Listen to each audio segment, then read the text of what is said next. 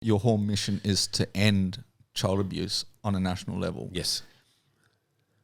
Do you think that is, I mean, obviously you got to always aim for that, but do you think that'll ever be 100% possible, or do you think you're fighting like an unwinnable battle in a sense? Not in my lifetime. Not a chance. It's just too ingrained at the moment. And I can say that as someone whose whole goal is to end it.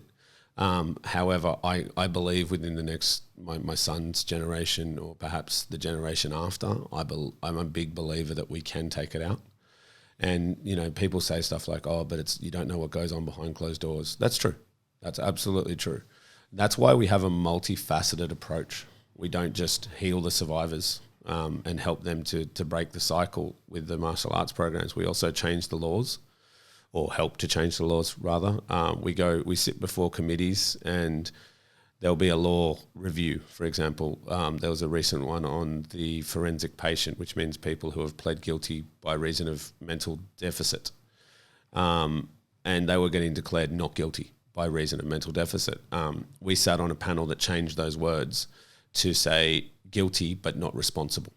Okay, and it seems like I'm playing semantics, but that's a big thing for someone whose mother was murdered, for example. They want to hear the word guilty, and then they feel a bit more empowered. They feel like there was actually worth going to court and getting grilled by the prosecutors and things like that. We also changed the way that kids give evidence now.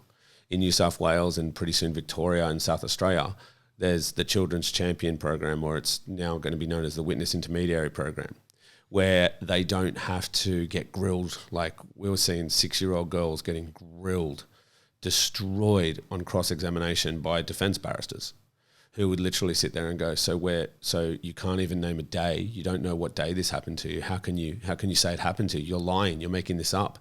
And then before they know it, they're broken down in tears and they can't give their testimony.